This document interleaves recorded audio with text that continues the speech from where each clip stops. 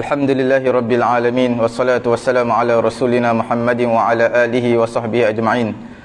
Allahumma aghnina bil ilmi wa zayyinna bil hilmi wa akrimna bit taqwa wa jammilna bil afiyati ya arhamar rahimin. Rabbi shrah li sadri wa yassir li amri wa hlul 'uqdatam min lisani yafqahu qawli.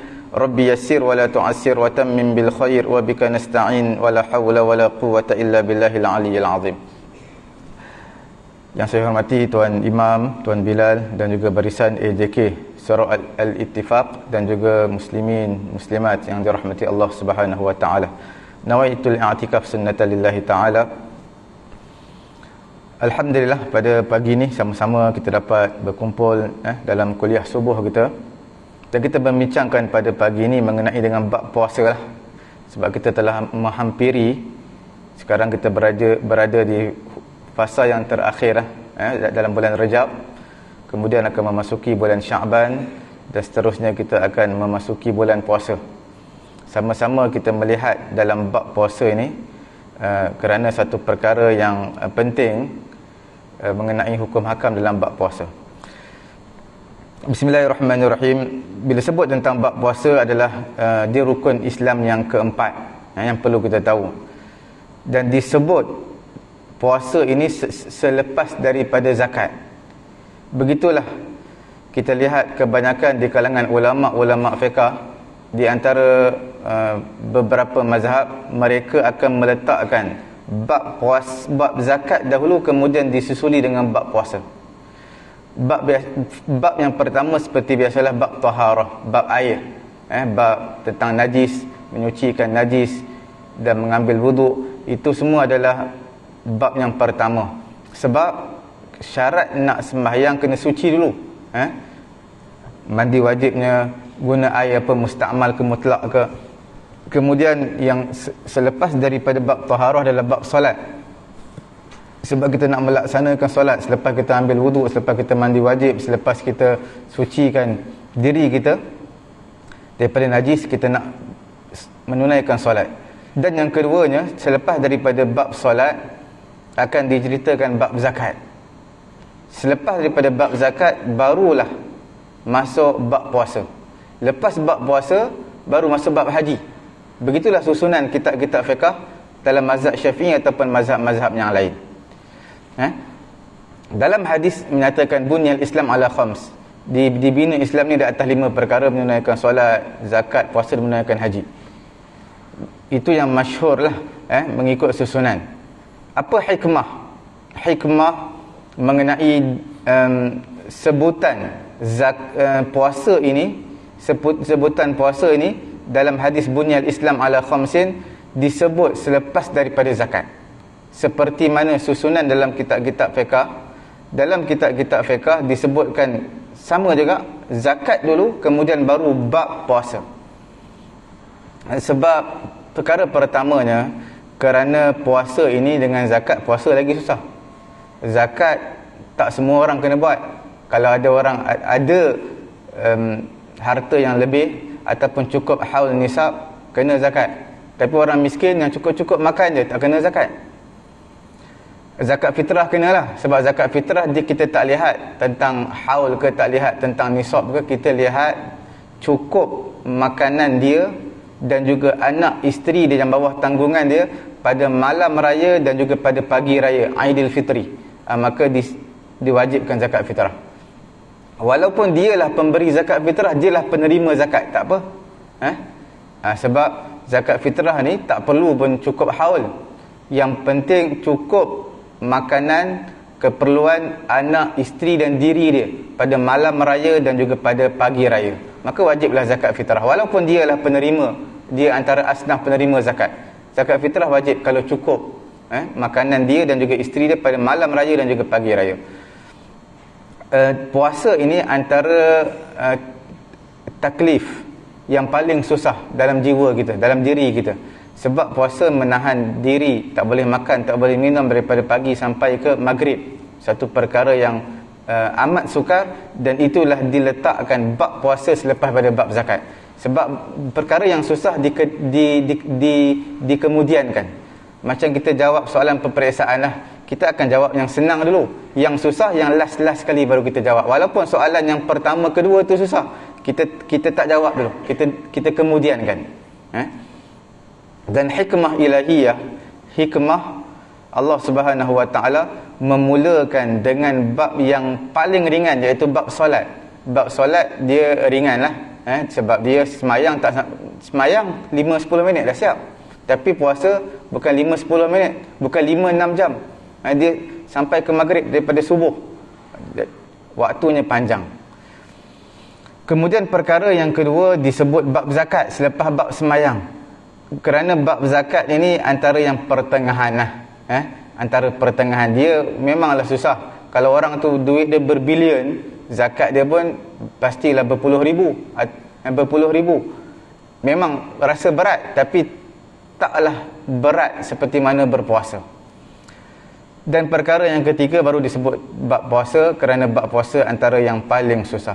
Bab haji dikemudiankan. Itu ittifaq, sebulat suara di kalangan ulama. Bab haji ditetapkan kemudian. Dalam bab ibadat, bila sebut tentang bab ibadat, dia merangkumi bab taharah, bab solat, bab puasa, bab zakat, dan juga bab haji. Ini semua adalah dipanggil sebagai dalam bab ibadat. Hubungan kita dengan Allah Subhanahu wa taala, itu semua bab ibadat. Bab ibadat ini yang paling pentingnya adalah niat. Dalam sembahyang perlu niat, kalau tak niat tak sah. Dalam puasa perlu niat, tak niat tak sah. Dalam zakat perlu niat, tak niat tak sah. Tuan-tuan bayar zakat fitrah ke, salam ke, tuan-tuan baca ini adalah zakat fitrah aku pada tahun 2023. Zakat fitrah aku dan juga tanggungan aku, itu semua sunat. Yang penting niat je, niat dalam hati je. Itu semua kita bersalaman dengan amil zakat, itu semua sunat. Yang wajib adalah niat. Kalau tak salam, kita tidak baca pun apa yang ditulis zakat fitrah aku pada tahun ni, kita niat dalam hati cukup. Dalam haji niat juga, niat berihram, ihram haji ataupun ihram umrah, itu penting. Kemudian tuan-tuan nak buat tawaf ifadah, sa'i, tuan-tuan tak perlu niat benda apa dah, sunat je niat. Sebab niat yang pertama ihram, ketika tuan-tuan pakai ihram dan berada di miqat, itu yang perlu niat, itu yang wajib. Selain daripada bab ibadat ni adalah tak perlu niat lah. Dalam bab jual beli, dalam bab sewaan tak perlu niat. Dalam ketika tuan-tuan, ketika mana melangsungkan perkahwinan, aku nikahkan kamu, aku terima nikah, tak perlu niat, itu kena lafaz.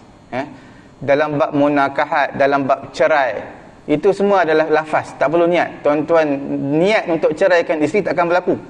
Sebab dalam bab ibadat sahaja yang perlu niat. Dalam bab-bab yang lain ini kebanyakan digunakan lafaz, dia tak diambil kira niat. Tapi ada juga diambil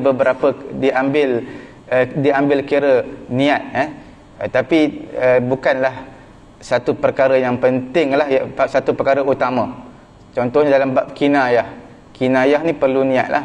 Contoh tuan-tuan tulis kepada isteri tuan-tuan, aku ceraikan kamu, tulis tu kinayah tak berlaku cerai. Walaupun tuan-tuan tulis mesej ataupun WhatsApp, aku ceraikan kamu, tak berlaku, melainkan dengan niat. Kalau tuan-tuan niat nak cerai, baru berlaku. Kemudian bila sebut tentang haji juga, bila sebut tentang haji, dia adalah ibadat yang mengumpulkan dua elemen yang penting. Satu dipanggil ibadah badaniyah dan juga ibadah maliyah. Bila sembahyang, dia memerlukan badan saja, ibadat badan. Dia tak perlukan duit. Tuan-tuan sembahyang, tak ada duit pun orang kena sembahyang. Bila sebut tentang puasa, tak ada duit pun kena puasa. Zakat bukan ibadat badan, ibadat mal, ibadat harta. Haji dua, mengumpulkan dua. Sebab tu diletakkan akhir. Dia menggunakan kekuatan badan dan juga memerlukan harta. Kalau orang yang sihat tubuh badan tapi tak ada harta, tak wajib juga haji.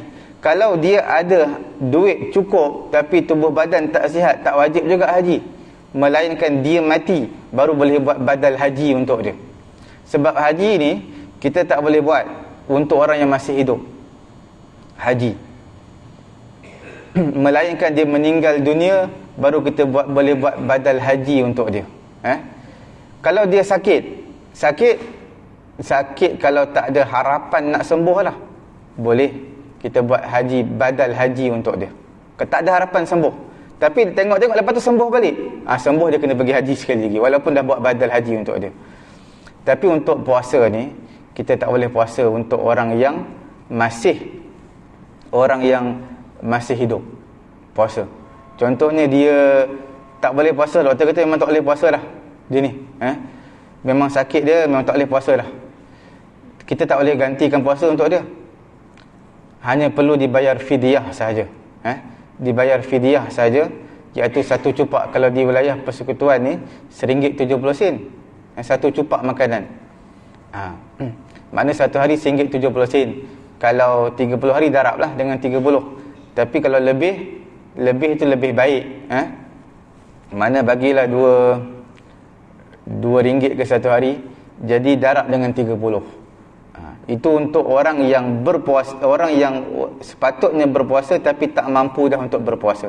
Ini bagi siapa orang yang tak ada harapan sembuh dah.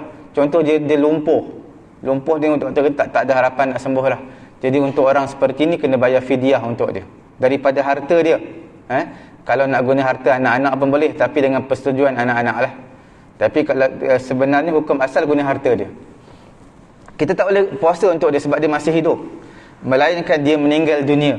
Dia meninggal dunia ada dua pandangan dalam mazhab Syafi'i, fatwa baru dan juga fatwa yang lama. Dua-dua kita boleh pakai dalam masalah puasa ni. Sama ada kita nak gantikan puasa untuk si mati pun boleh, ataupun kita nak bayar, kita nak puasa untuk dia pun boleh, ataupun kita nak bayar fidyah. Satu hari kena bayar bayar fidyah lah, bayar cupak, berapa cupak satu hari kena. Kalau dia tinggal berapa hari kena bayar. Kalau tuan-tuan pergi dekat pejabat, dekat kalau di wilayah persekutuan, dekat Baitul Mal, tuan-tuan pergi je kata saya nak bayar fidyah, nanti dia akan asingkan duit tu. Sebab fidyah tak sama seperti zakat. Duit fidyah puasa ni hanya diberikan untuk orang miskin sahaja. Dia tak seperti pembagian zakat. Zakat ini dia ada asnaf-asnaf yang boleh terima zakat. Adapun fidyah puasa hanya untuk orang miskin sahaja. Sebab itu kita bagi pejabat zakat, kata dia saya nak bayar fidyah ni. Okey, dia akan bagi tahu berapa hari tinggal semua. Kemudian kita akan diminta bayaran, kita bayar. Duit tu akan diasingkan. Tak sama dengan bayaran zakat.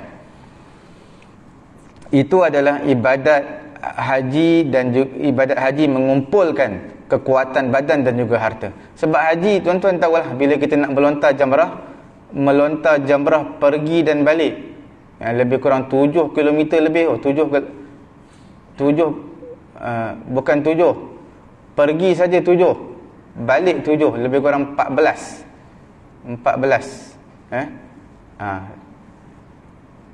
Jadi kalau ada 3 kali lontar jamrah, 3 kali, jadi perkara tu agak berat lah bagi orang-orang yang sakit lutut semua ni. Tapi tidak mustahil sebenarnya. Walaupun tuan-tuan sakit, tuan-tuan sampai di Mekah, tuan-tuan sihat, ada juga. Ada yang di Malaysia ni sihat sampai sana sakit, ada juga. Tapi kita minta yang baik-baik lah. Walaupun dekat Malaysia ni tak, sikit-sikit sakit lutut, semayang atas kursi, sampai kat Mekah sihat elok. Ada orang umur 80 lebih, 90, walaupun bertongkat sentiasa pergi subuh, maghrib, isyak pergi di Masjidil Haram, walaupun 1 km perjalanan lah. Pergi 1 km, balik 1 km, tapi kuat, walaupun 80 lebih.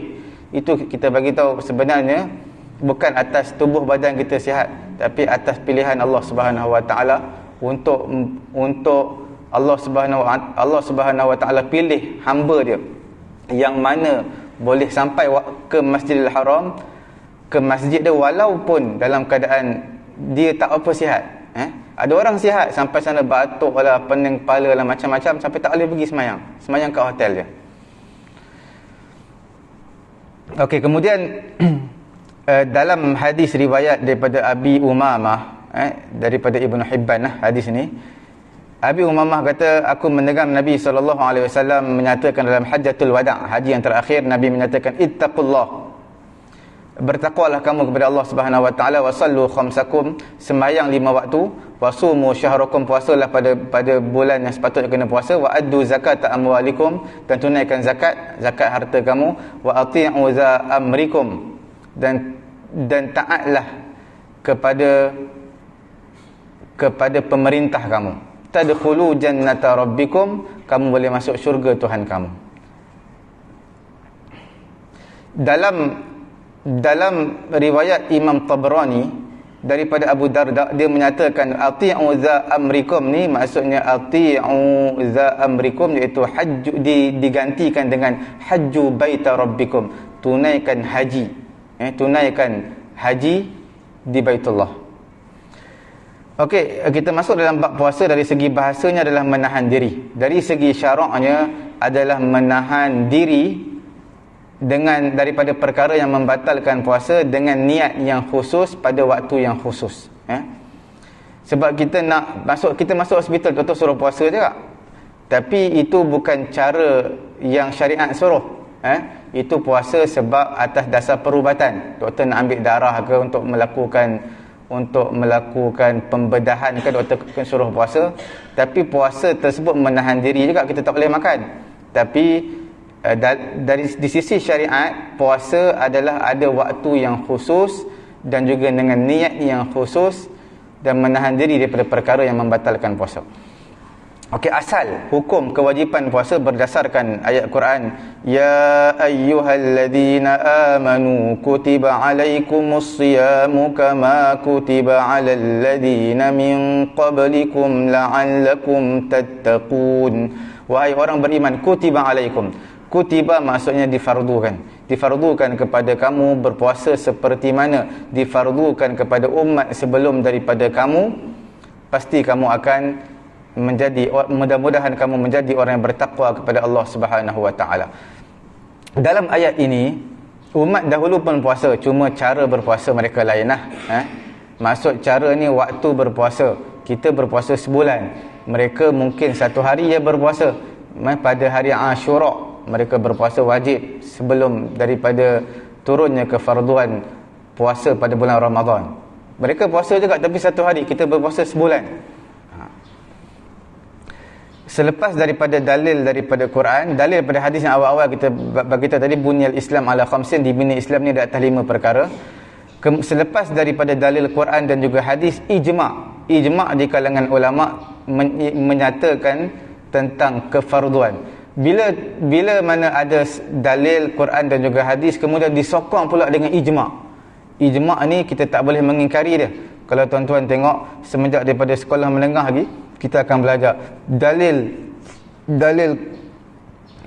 dalam usul fiqh. Dalil adalah Quran, dalil daripada Quran, dalil daripada hadis, dalil daripada ijma' dan juga qiyas.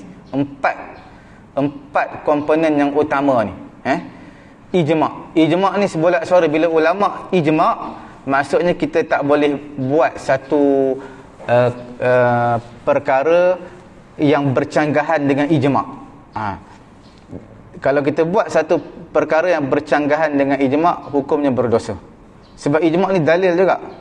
Tapi bila dah ada dalil Quran hadis, ijma' ni makna sebagai menguatkan lagi. Dan tentang kefarduan puasa ni, dia adalah maklum minad din bid darurah. Maksudnya perkara yang semua orang tahu.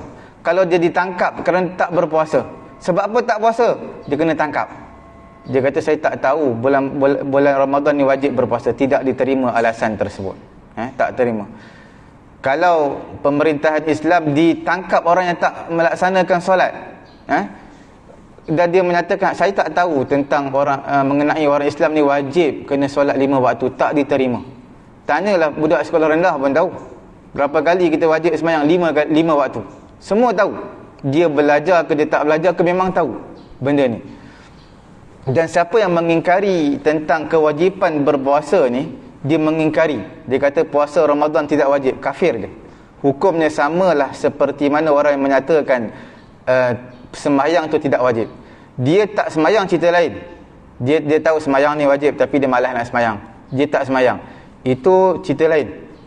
Dia tahu puasa wajib tapi dia tak nak puasa, tu cerita lain. Tapi kalau dia beriktikad, dia percaya sembahyang tu tak wajib, puasa tu tak wajib, maka hukumnya adalah kafir. Sebab dia menolak hukum maklum minad din bid darurah. Maklum minad din bid darurah ni maksudnya orang tak belajar pun tahu memang wajib. Berzina tak dibenarkan. Kalau dia berzina, dia kata saya tak tahu. Berzina tu satu perkara yang berdosa, tidak diterima. Sebab semua tahu. Melainkanlah kalau dia tak tahu kewajipan puasa ni, dia baru masuk Islam, itu diterima. Sebab dia baru masuk Islam, mungkin sebulan, 2 bulan baru masuk Islam, dia pun tak tahu tentang puasa ni wajib. Dia ingat ke puasa ni sunat ni, siapa nak puasa boleh, tak nak puasa pun tak apa. Ataupun dia duduk di kawasan pedalaman jauh, duduk dalam hutan seperti orang-orang asli, dia tak tahu kadang-kadang hukum hakam ni. Kemudian kita lihat wajib, syarat wajib puasa Ramadan ni. Dia sebenarnya yang wajib berpuasa Ramadan ni ada 5, tapi yang utamanya sebenarnya 2 je. Ada ulama sebut sampai 7, ada tambah lagi 1,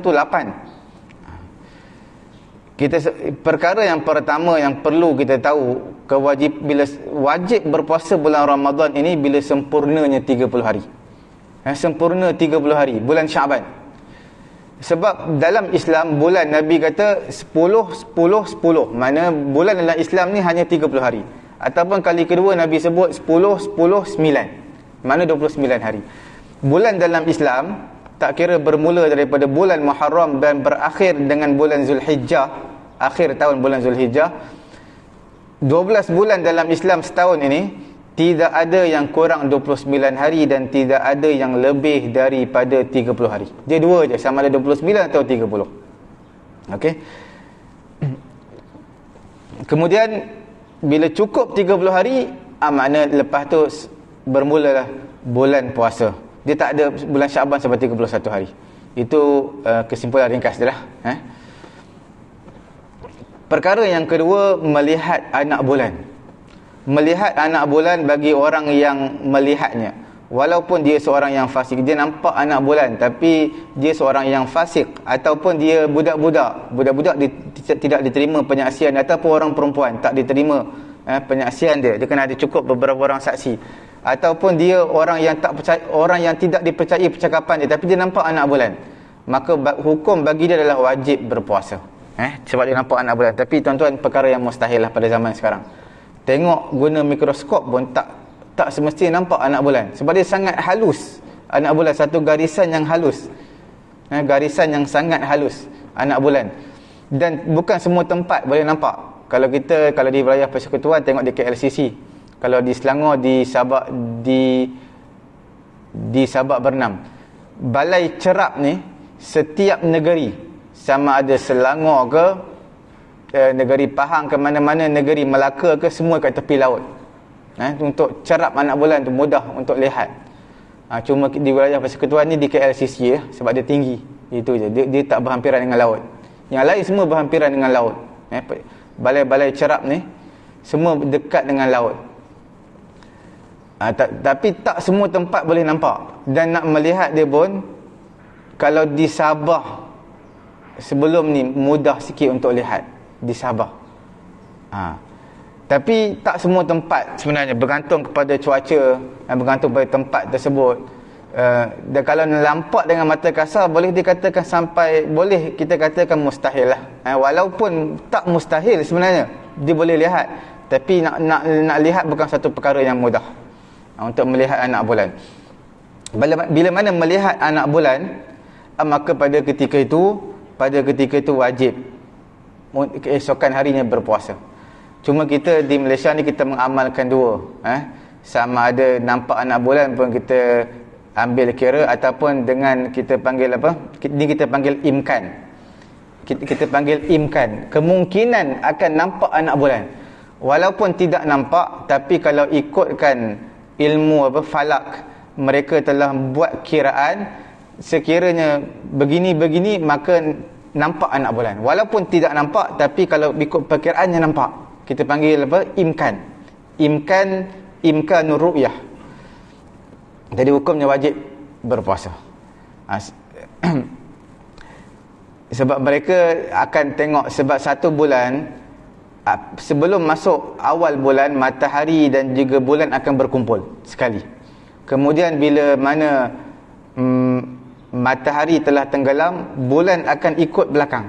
Dia akan lihat berapa jam. Kalau kurang 8 jam, maka esok masih belum bulan baru. Kalau lebih 8 jam, bulan menyusul selepas matahari tenggelam, maka esoknya walaupun tak nampak anak bulan, maka esoknya dikira bulan baru. Adalah cara kiraan, beberapa cara kiraan yang lain, tapi itu di antara salah satunya lah. Dan di sini mereka, ulama dalam sebahagian kitab mereka sebut sampai 5, banyak sebenarnya. Tapi benda-benda yang lebih kurang sama je, atau sampai 7. Cukup saya rasa 2 untuk kewajipan berpuasa pada bulan Ramadan.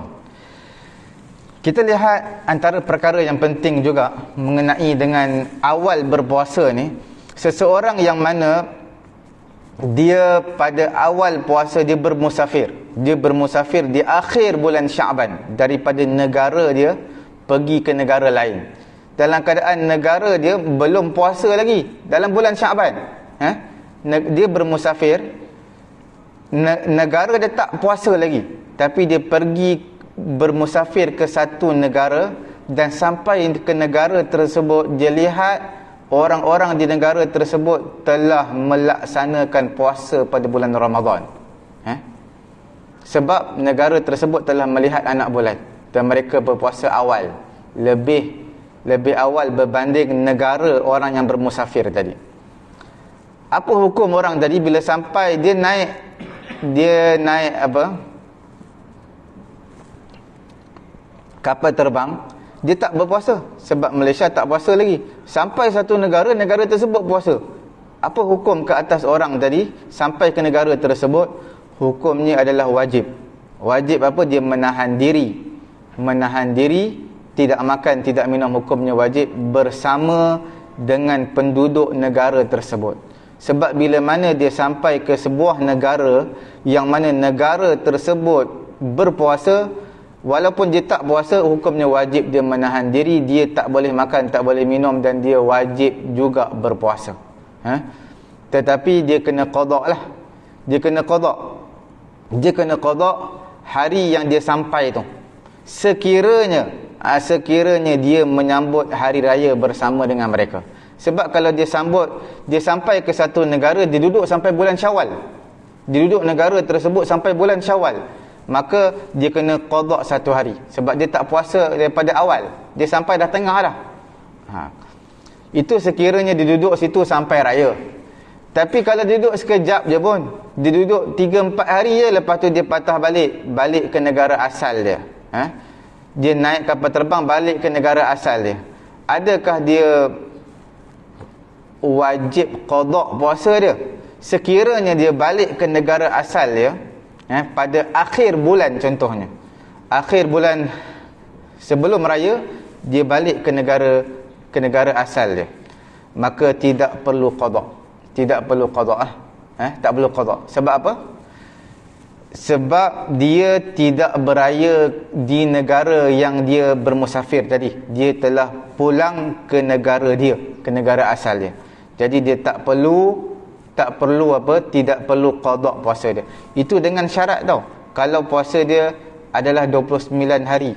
Kalau puasa dia kurang 28 hari, dia wajib juga. Wajib qada sebab puasa tak ada 28 hari. Dia sama ada 29 atau 30 saja. Itu situasi yang pertama lah. Situasi yang kedua pula, negara dia melihat anak bulan. Maknanya dia bermusafir dari Malaysia ni, dia dah berpuasa dah. Dia dah puasa sebab Malaysia dah wajib puasa, dah nampak anak bulan. Ataupun kerajaan dah wajibkan puasa dah. Kemudian dia bermusafir ke satu negara tersebut pula belum nampak anak bulan, tak berpuasa. Adakah dia perlu teruskan puasa ataupun dia join sekali dengan penduduk negara tersebut, tak perlu puasa? Di sini ada dua pandangan di kalangan ulama, di sisi Imam Romli dan juga di sisi Ibnu Hajar. Dua-dua pandangan ni kuat tau. Bila Imam Romli, Imam Ibnu Hajar, ulama mutaakhirin dalam mazhab Syafi'i, dan dua-dua pandangan yang diguna pakai. Cuma Imam Romli ni lebih masyhur di Mesir. Orang Mesir akan guna pendapat dia. Kalau Ibnu Hajar di negara Yaman, mereka akan utamakan pendapat Ibnu Hajar berbanding Imam Romli. Tapi di Malaysia kita dua-dua kita guna. Di Nusantara, terutama di Nusantara, Thailand ataupun di Indonesia, di Malaysia, dua-dua kita gabungkan. Pandangan Imam Romli, dia berpandangan tak perlu puasa. Bila di negara Malaysia puasa, sampai di negara tersebut siang saja, siang hari, tapi tak puasa. Sebab mereka tak nampak anak bulan lagi. Maka pada ketika itu Imam Romli kata tak perlu puasa, buka je puasa. Dan tak perlu qada pun hari itu. Tak perlu qada. Yang kamu asal daripada Malaysia berpuasa sampai ke satu negara tersebut belum start puasa lagi, kamu boleh buka, kamu tak perlu teruskan puasa. Boleh buka bersama dengan mereka dan tak perlu qada pun. Tak perlu qada pun puasa yang kamu buka tu, sekiranya puasa kamu cukup 29 hari. Kalau kurang, kena qada lah. Apabila dia pulang ke negara dia dan dia menyambut raya bersama dengan ahli keluarga di negara asal dia, maka dia perlu qada hari yang dia berbuka tadi sekiranya. Ini cerita dari pendapat Imam Romli. Bila mana kita bergerak daripada Malaysia ni, kita berpuasa sampai satu negara tersebut tak berpuasa, dia kata boleh untuk kita buka puasa, tak perlu teruskan puasa. Itu bila mana puasa kita cukup 29 hari, bukan kurang.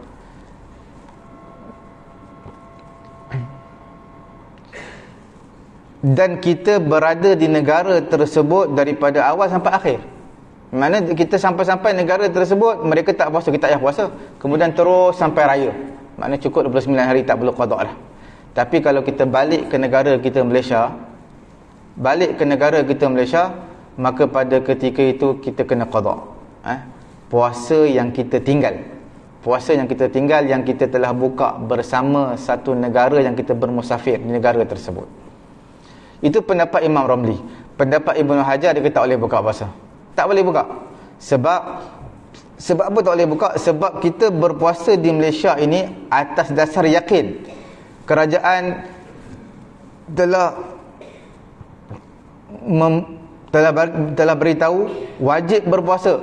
Esok wajib berpuasa, maka wajib. Dengan yakin kita berpuasa. Maka tak boleh lagi kita buka puasa. Sebab itu puasa wajib. Walaupun kita sampai ke negara yang belum lagi melaksanakan ibadat puasa. Ini pendapat Ibnu Hajar. Dalam situasi ini, kita buka puasa boleh, kita tak buka puasa boleh. Dua-dua pandangan ni kuat. Ya.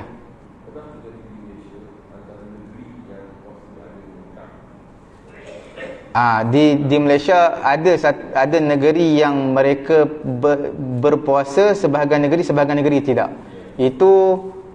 Itu pada zaman dulu lah.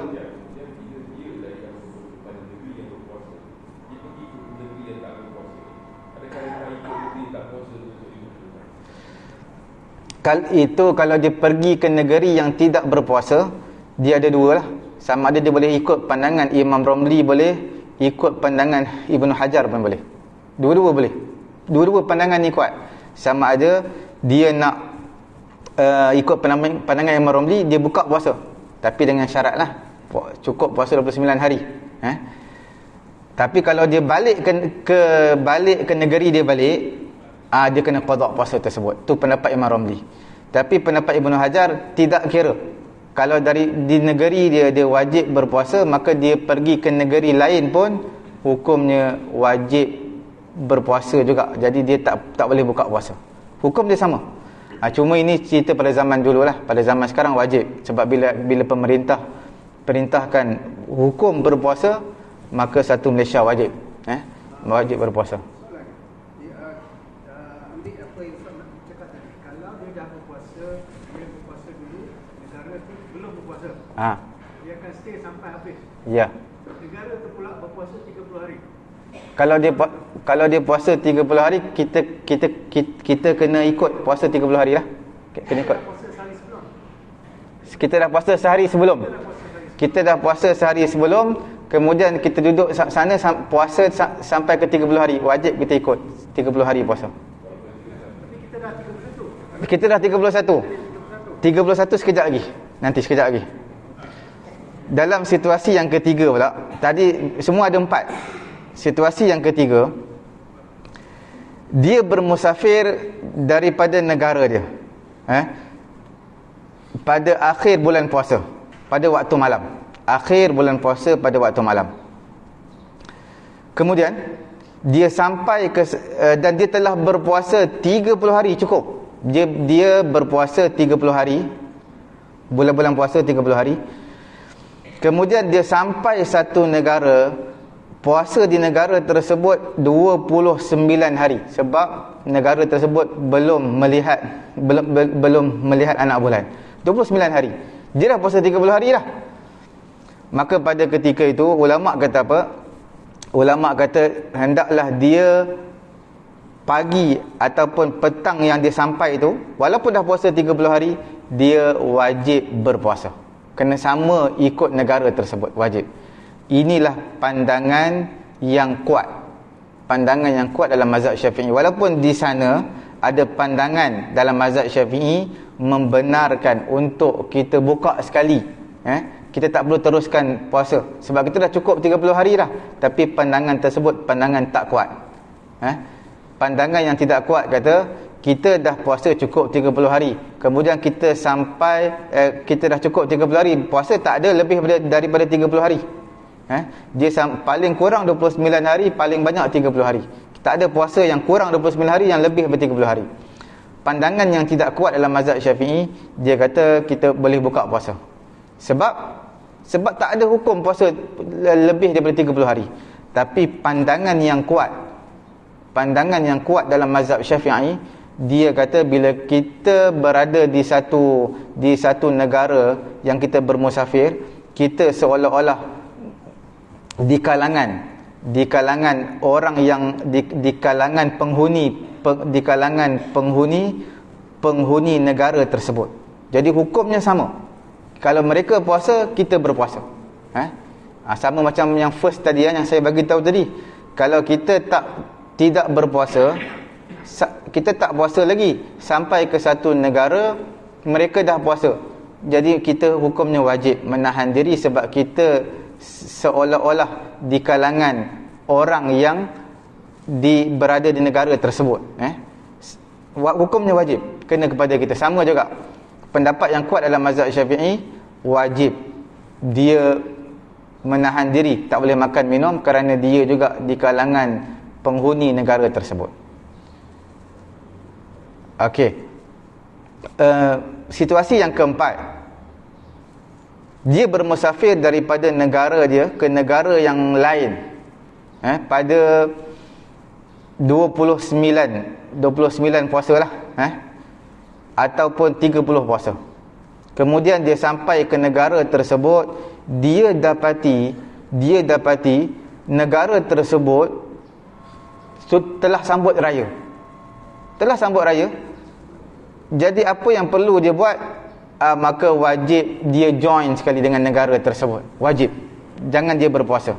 Sebab negara tersebut telah sambut raya, takkan dia nak puasa. Orang lain semua makan, semua takbir raya. Takkan dia nak puasa juga. Jadi hukumnya wajib. Wajib dia tak boleh puasa. Kalau dia tak cukup 29 hari, wajib dia qada. Tapi bukan hari itu. Hari itu orang sambut raya, lepas daripada itu. Kalau dia dah cukup 29 hari ataupun 30 hari, maka tidak wajib qada lagi. Kalau dia dah puasa 29 hari dah, dia sampai ke negara tersebut sambut raya, dia tak perlu puasa dan dia tak perlu apa? qada puasa dia sebab dia dah puasa 29 hari. Tapi kalau dia puasa 30 hari pun hukumnya sama. Yang kalau dia puasa kurang 29 hari wajib dia qada, sambut raya kena sambut raya wajib. Dia tak boleh puasa. Dia kena qada hari. Kalau kurang 29 hari. Itu 4 situasi lah. Saya simpulkan sekali lagi lah. Situasi pertama, kedua, ketiga, keempat. Situasi yang pertama di akhir bulan Syaban. Dia bermusafir ke satu negara, negara tersebut berpuasa, maka hukumnya dia wajib ikut negara tersebut. Dia tak boleh, dia wajib berpuasa walaupun negara dia tak puasa lagi. Situasi yang kedua, kalau negara dia berpuasa, dia pergi ke satu negara yang tak puasa. Ini ada dua pandangan di kalangan ulama Syafi'i, dua-dua pandangan kuat. Nak buka puasa boleh, tak nak buka puasa boleh. Situasi yang ketiga, bila mana dia dah puasa 30 hari di negara dia. Dia dah puasa 30 hari, pergi satu negara tersebut masih puasa lagi, jadi hukumnya wajib. Pengikut pendapat yang kuat dalam mazhab Syafi'i, hukumnya wajib. Dia menahan diri daripada makan dan juga minum walaupun dikira hari yang ke-31. Situasi yang keempat adalah dia bermusafir satu negara, sama ada negara dia dah puasa 29 hari ataupun 30 hari, dia bermusafir negara yang dia pergi itu dah sambut raya. Hukumnya wajib dia sambut raya sekali, tak boleh puasa sebab itu adalah satu Syawal haram berpuasa. Cumanya tengoklah, kalau dia kurang 29 hari puasa, maka wajib qada. Tapi bukan hari itu qada, hari lain selain daripada satu Syawal. Kalau dah cukup 29 atau 30 hari dia berpuasa, maka tak perlu qada lagi. Okey. Kemudian kita lihat pada hari ini juga mengenai dengan syarat sah puasa. Sebab nak puasa kena ada syarat sah. Dia dalam puasa ni dia ada syarat sah dan juga syarat wajib berpuasa. Itu yang tuan-tuan perlu tahulah. Dalam puasa dia ada syarat sah berpuasa dan juga syarat wajib berpuasa. Dua-dua benda ni benda yang berlainan tau. Okey, boleh.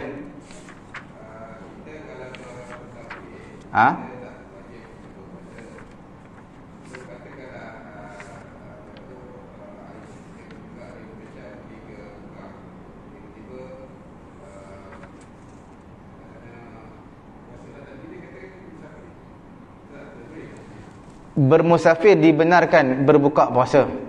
Tapi tuan-tuan kena tahu, bermusafir dalam mazhab Syafi'i kita dibenarkan buka puasa tu bila? Dibenarkan buka puasa sekiranya dia bertolak keluar daripada rumah dia sebelum daripada azan subuh. Sebelum azan subuh. Jangan dia nak bermusafir bila? Lepas sembahyang zuhur. Pagi tu dia dah makan, dah sarapan pagi dah. Dia belum start musafir lagi pun. Dia tak start musafir lagi. Dia dah sarapan awal lagi. Jadi nak buka ataupun tak nak berpuasa boleh. Syarat dia dalam mazhab Syafi'i kita adalah bermusafir tersebut dimulakan sebelum azan subuh. Hukumnya sama seperti sembahyang Jumaat lah. Tuan-tuan bermusafir pada hari Jumaat, tuan-tuan tak nak sembahyang Jumaat.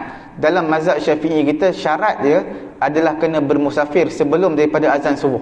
Tuan-tuan keluar sebelum daripada azan subuh, tuan-tuan tak nak sembahyang Jumaat pun tak apa. Walaupun sampai ke destinasi tuan-tuan sebelum azan Jumaat, tuan-tuan tak nak sembahyang Jumaat, tak apa.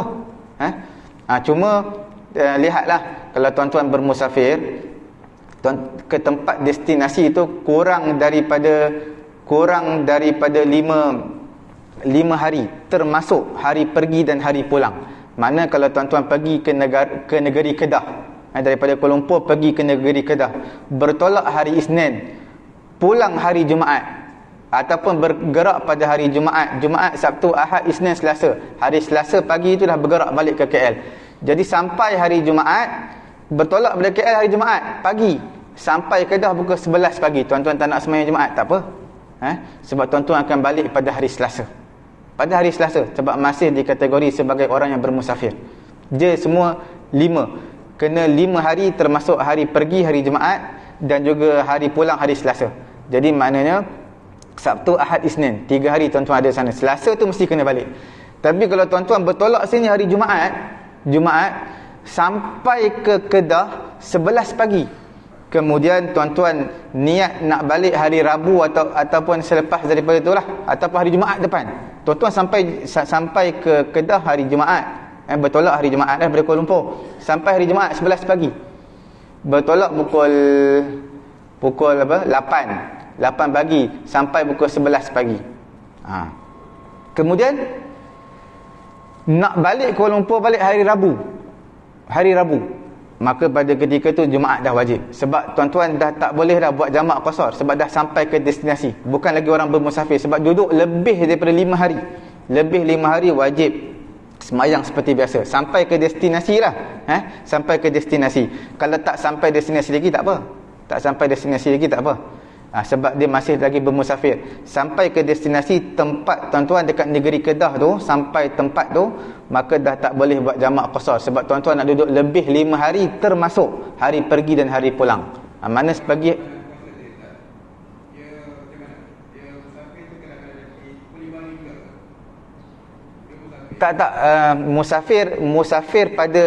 musafir pada hari itu saja, pada hari yang dia bermusafir saja. Wajib. Sampai ke destinasi dia wajib dia berpuasa lah. Cuma diberi kelonggaran dia buka puasa untuk orang bermusafir sekiranya dia bergerak sebelum subuh. Kalau dia bergerak lepas subuh, hukumnya wajib dia puasa seperti biasa.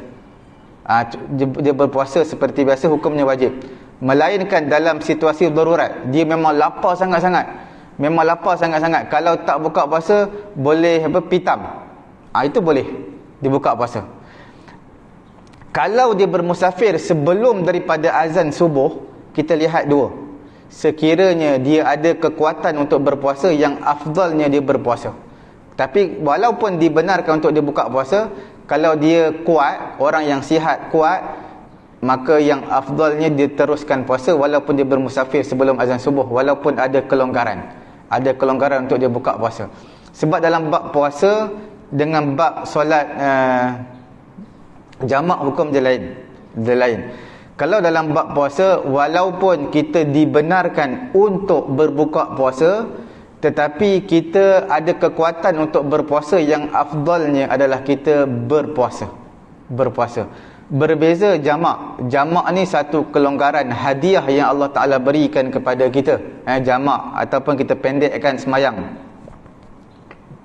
qasarkan 4 menjadi 2. Itu satu hadiah yang Allah Ta'ala berikan. Bila hadiah yang Allah Ta'ala berikan, kalau kita tak pendekkan semayang, makna kita tak menghargai pemberian yang Allah Ta'ala berikan. Jadi yang afdalnya kita pendekkan semayang ketika bermusafir. Daripada 4 rakaat kita pendekkan 2. Sebab hadiah yang Allah Ta'ala berikan kepada kita sebagai satu penghargaan, kita buat. Daripada 4 kita buat jadi 2. Kalau kita tak buat, mana kita tak menghargai pemberian Allah Ta'ala. Berbeza dengan puasa. Puasa walaupun diberi kelonggaran, Allah Ta'ala beri kelonggaran, tapi yang afdalnya adalah kita berpuasa sekiranya kita mempunyai kekuatan, badan yang sihat dan tidak ada apa-apa kemudaratan lah. Kita yang afdalnya kita teruskan puasa. Okey.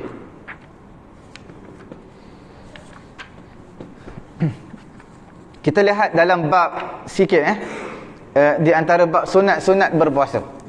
Boleh sunat-sunat berpuasa.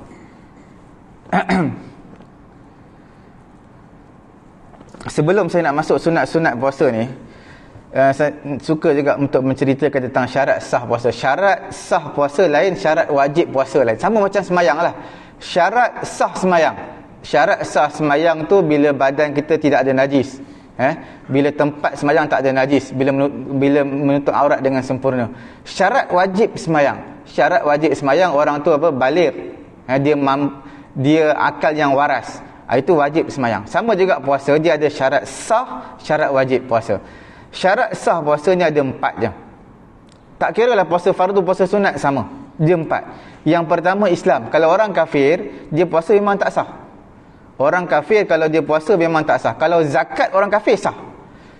Maksud zakat ni dia Islam, kemudian dia murtad, kemudian dia bayar zakat. Zakat tu dikira sah. Maksud sah tu bila dia masuk Islam tu dia tak perlu bayar zakat dah. Walaupun zakat ni kena niat kena Islam. Seseorang yang masuk Islam, seseorang yang Islam kemudian dia murtad, dia murtad 10 tahun ataupun beberapa tahun dia murtad, dan semasa waktu dia murtad tu dia bayar zakat. Bila dia bayar zakat, kemudian dia masuk Islam balik. Bila masuk Islam, zakat yang dia bayar ketika murtad itu hukumnya sah. Dia tak perlu bayar zakat dia lah, sebab dia dah bayar zakat ketika zaman murtad. Tapi berbeza dengan sembahyang puasa. Kalau dia murtad 5 tahun, kalau puasa dia wajib dia qada puasa Ramadan 5 tahun tu. Sembahyang dia wajib qada 5 tahun tu. 5 waktu wajib. Berbeza dengan orang yang mana bukan murtad. Dia memang tak Islam daripada kecil. Umur 50 tahun baru masuk Islam. 50 tahun baru masuk Islam. Bila 50 tahun baru masuk Islam, dia tak perlu apa? Qada sembahyang puasa dia. Kalau dia perlu qada sembahyang puasa dia, pasti akan murtad balik. Takut dia kena qada balik, daripada balik umur 15 tahun sampai umur 50 tahun nak kena qada sembahyang balik, puasa balik, terus dia murtad balik. Tapi untuk orang yang murtad, dia memang dah Islam dah, siapa suruh dia murtad? Bila dia murtad, sembahyang dia tinggalkan ketika murtad. Kalau dia sembahyang ketika murtad pun memang tak sah. Dia wajib, dia kena buat balik ketika dia masuk Islam. Hukum dia wajib, dia qada balik ibadat yang wajib ketika murtad dahulu, sama ada puasa ataupun zakat. Itu beza dia lah.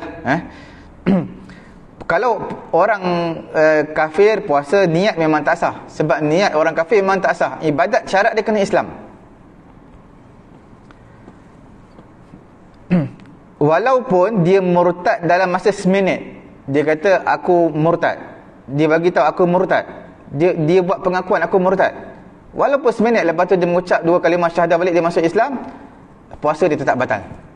Walaupun satu ketika ataupun dalam 1 minit dia murtad, maka puasa dia keseluruhannya batal. Sebab dia ada antara termasuk perkara-perkara yang membatalkan puasa adalah murtad. Perkara yang kedua adalah syarat sah puasa adalah mempunyai akal, mana akal yang waras. Maka tak sahlah puasa kanak-kanak yang tak mumayyiz. Orang gila puasa, orang gila tak ada akal waras, dia tak sah pun puasa. Kanak-kanak tak mumayyiz, dia tak tahu niat ke tidak niat, dia tak tahu apa benda. Jadi kalau dia puasa pun memang tak sah. Sebab tu Nabi suruh kita ajar sembahyang puasa umur 7 tahun. Ajar dulu sikit-sikit. Umur 10 tahun kalau tak sembahyang, kalau tak puasa, baru kita marah dia, kita rotan dia sikit, supaya dia ada kesedaran tentang kepentingan sembahyang dan juga puasa. Kalau orang yang ditidurkan, dia juga tidak wajib berpuasa, sebab dia tidak ada akal yang waras. Tapi puasa dia tetap kena qada. Sembahyang tak perlu qada, sebab dia tak ada akal yang waras. Tak ada akal yang waras. Kalau dia ditidurkan selama 10 hari, 10 hari dia tak perlu qada sembahyang dia. Sebab apa dia tak perlu qada sembahyang dia? Kerana dia tidak ada taklif. Dia akal tidak waras lah, sebab dia telah ditidurkan selama 10 hari. Puasa tetap wajib kena qada lah puasa. Puasa tetap wajib kena qada. Sembahyang tak perlu qada. Perkara yang ketiga adalah dia suci daripada haid dan juga nifas. Orang yang haid, walaupun haid dia keluar pukul 7 malam, lagi 20 minit nak azan maghrib, batal puasa tu. Batal puasa dia. Dia kena qada puasa dia tu. Tidak sah orang yang haid, orang yang nifas berpuasa. Ijma' di kalangan ulama', bahkan hukumnya haram. Kalau dia kata alamak, alan-alan dah pukul 7 dah, lagi 25 minit lagi nak azan maghrib, tak apalah, tahan sekejap. Tahan itu hukumnya berdosa. Dia kalau dia rasa nak minum, dia minum, nak makan, dia tak perlu nak tahan diri. Kerana diharamkan untuk menahan diri orang yang haid, orang yang berpuasa, kerana dia memang tak boleh puasa dan tak sah dan haram untuk dia berpuasa. Disyaratkan yang sebelum ini, orang yang kita panggil disyaratkan orang gila, kita sebutkan sebelum ini, disyaratkan apa yang disebutkan mestilah sepanjang siang.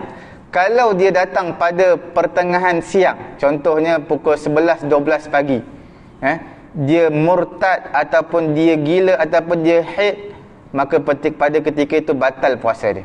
Berbeza dengan orang yang akal tidak waras. Dia pitam, dia pengsan tersebut 2 jam. Puasa dia masih sah. Bila dia sedar pada pitam daripada pengsan dia boleh teruskan puasa dia. Dia boleh teruskan. Sebab dia pitam pengsan tu 2 jam, 3 jam je. Tapi kalau dia pengsan daripada subuh tadi, daripada azan subuh tadi sampailah ke maghrib, itu baru tak sah puasa dia. Mana itu baru tak sah puasa dia. Sebab sepanjang hari dia pitam pengsan.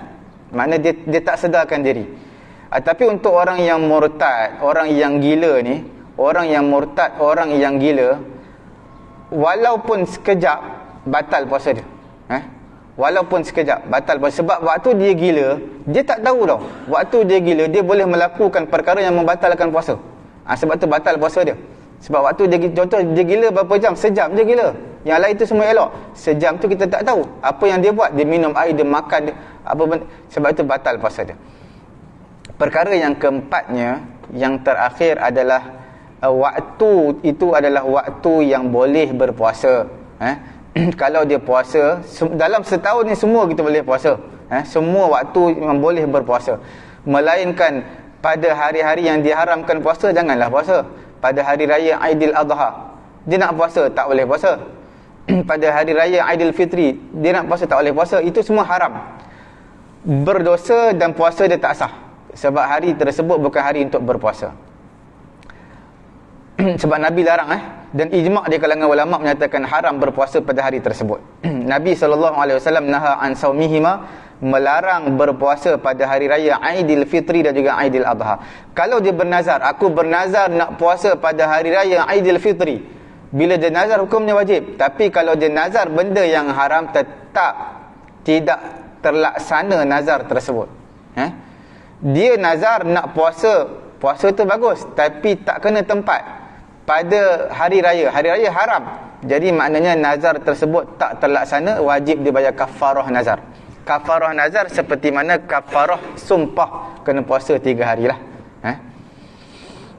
Kemudian hari-hari tasyrik tak boleh puasa juga. 11, 12, 13. 11, 12, 13 setiap bulan Islam. Setiap bulan Islam lah. 11, 12, 13 Zulhijjah. Itu hari tasyrik. Maknanya hari yang mengiringi hari raya Aidil Adha. Hari raya Aidil Adha dipanggil sebagai Yaumun Nahar. Yaumun Nahari. Sebab apa Yaumun Nahari? Nahari itu makna hari penyembelihan. Jadi hari raya Aidil Adha, hari raya penyembelihan, tak boleh untuk puasa, haram. Selepas tu 11, 12, 13 itu juga haram berpuasa. Walaupun kepada orang yang menunaikan haji tamattu' yang tidak membayar dam dengan seekor kambing, dia berpuasa pada 11, 12, 13, itu juga haram. Kerana Nabi SAW melarang daripada berpuasa pada hari-hari tasyrik. Hadis riwayat daripada Abu Daud. Dalam hadis yang lain, riwayat Imam Muslim, Nabi kata, ayyamu minan ayyamu aklin wa syurbin wa zikrullahi ta'ala. Hari-hari Mina, hari-hari Mina 11, 12, 13 Zulhijjah. Hari tersebut kita berada di Mina. Kalau orang menunaikan haji, Nabi kata hari tersebut hari makan dan juga minum, dan juga hari untuk berzikir kepada Allah Subhanahu Wa Taala. Dan hari ini kita tak boleh puasa. 11, 12, 13 Zulhijjah, ketika saya menunaikan haji baru-baru ni, saya bangun pukul 2 pagi, 1 pagi. Saya nak pergi mana? Toilet. Pukul 1-2 pagi, beratur. 1-2 pagi pun beratur juga, tapi beratur sikit lah. Kalau subuh pukul 4, contohnya pukul 4.30 contoh, dah pukul 3.30 dah beratur panjang lah. Kadang-kadang sampai 8 ke 10 orang lah. Saya nak kencing pukul 1 pun dah beratur, tapi sikit lah, dalam 2-3 orang beratur. Kalau 2-3 orang beratur. Tapi saya bangun tu pukul 1, pukul 2 tu memang sentiasa ada orang buat Maggi, buat kopi, buat teh, masak apa-apalah, sentiasa ada. Sebab tu Nabi kata ayyamu minan ayyamu aklin wa syurbin. Hari tersebut hari makan minum. Memang orang Malaysia kata makan sungguh. 1-2 pagi pun dia buat Maggi lagi. Sebab Nabi kata hari-hari Mina hari makan minum. Hari yang diharamkan untuk berpuasa. Tapi sebenarnya memanglah sebab kita berada di Mina tu, sebab tu kita kena bawa bekalan lebih. Bawa lah Maggi ke biskut ke apa. Sebab cuaca je panas sangat. Bila panas ni, lapar lah macam-macam. Lapar semua ada. Jadi kalau nak harapkan makan, yelah tuan-tuan tahulah, makan pagi sikit, itu pun nasi macam tu je. Lepas tu makan tengah hari kita nak tunggu, lambat. Orang Melayu kita kan sikit-sikit makan. Sikit 2 jam sekali makan sikit, lepas 2 jam lagi makan sikit lagi. Jadi apa yang sementara nak tunggu waktu makan tu lambat. Jadi apa yang ada kita makan je. Dan pada ketika tu kedai pula buka 1-2 je, dia letak harga bukan-bukan. Maggi daripada 2 rial dia naik sampai 5-6 rial. Dia jual bukan-bukan harga. Sebab dia tahu kawasan tu memang 1-2 kedai je buka. Kalau tak nak beli kedai aku, pergi beli kedai sebelah. Kedai sebelah pun harga sama juga.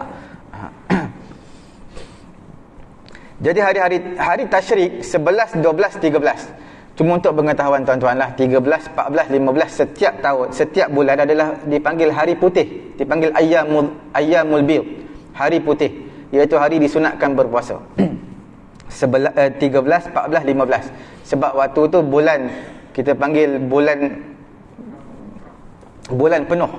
Bila bulan penuh disunatkan berpuasa 13, 14, 15 setiap bulan Islam, melainkan 13 Zulhijjah. 13 Zulhijjah hari putih juga, 13, tapi tak boleh. Dia dilewatkan satu hari. Jadi bermula bulan Zulhijjah ni hari putih dia adalah 14, bukan 13. 14, 15, 16 hanya berlaku pada bulan Zulhijjah. Selain daripada tu 13, 14, 15 setiap bulan-bulan Islam. Dan untuk orang yang menunaikan haji tamattu' tuan-tuan tahulah, haji tamattu' ni kita buat umrah dulu, kemudian baru buat haji. Kita buat umrah sekejap je, lepas tawaf, sa'i semua habis, cukup, habis. Kemudian kita tunggulah sampai haji.